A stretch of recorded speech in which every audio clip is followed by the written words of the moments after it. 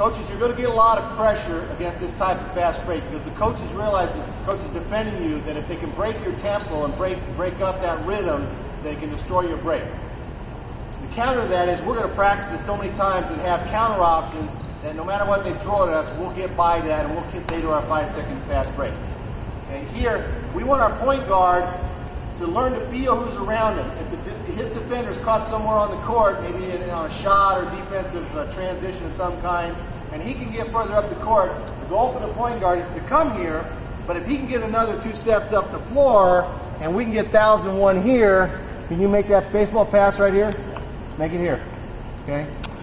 1,001. Now, in some cases, if you're sprinting up the floor, we can almost get him 1,002 right there.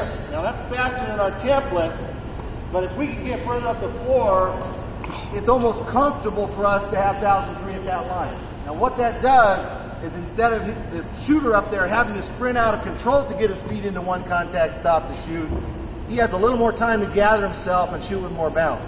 So the more we get distance up the floor on that first pass, not the foreman, but the point guard, we're going to take it. The danger is you have to sense who's behind you, and you can't run over somebody, and you can't, have the ball stolen because you're floating away from the ball. If you sense the defense's pressure, you got to make that hard out cut out. Okay? Now, this point guard is denied here. Right here he comes right here. He's denied. Come back 2-man, 3-man. Ball's in 5-man spot. 1,001 out of bounds. All right. Here's 4-man is also denied. Let's have another player just denying it. So somehow they come up and they're going to stop the first 2 guys. All right, so 1,001, he's looking, he starts to feel pressure, but he's here. He's starting up the sideline. He's denied there, fronted. Our third option is the 2-man up the sideline. Okay? Ready to get him on. So here's the pass, baseball position, quarterback position.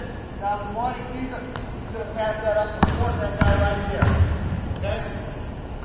So he's looking there. It's just a 2-man release.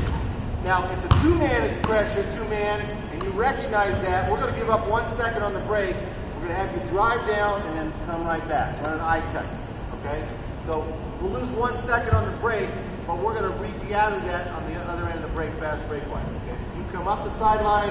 If you sense that they're in trouble, right here, this man's in trouble. The ball's in the 5 spot, and he's being pressured. You take him like you're going deep, and as soon as he overruns you, you come right back here. And then what are we going to do? 1,001. What are we going to do with the point guard now? He releases behind his man because he's denied, right? You're going to seal and release right here. 1,002. Watch this. Go up further. 1,003.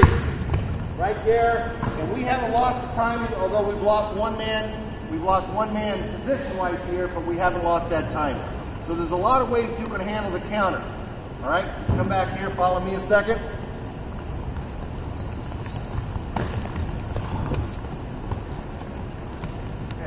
We have another option. You got 5 seconds to get the ball in bounds. You want it in on 1 second one. He comes out here, right? He's in baseball position. 1,001, he's covered. 1,001, he's covered. 1,001, he's covered. And we're in trouble because they're pressing up hard, maybe late in the game. He's going to run the ball this way. 3-man is taking off down the court, right? But you see they're in trouble, right? You come over here, now you're going to eye cut back. You're going to pass it right there, okay? Pass it up to the lead side sideline, and this is our last option when we get pressured like that. 1 man's going to release, 1,002, 1,003, and even if they're running pressure on us, we're going to get the ball up the floor in 3 to 4 seconds every single time. Okay, that's important. So we have 4 outlets against that pressure. But you'll find, coaches, if you practice over and over again, you practice the 41 release and even the 2-man, rarely will you have to come to the 3-man on the opposite side. Okay, here we go. We're going to stop that.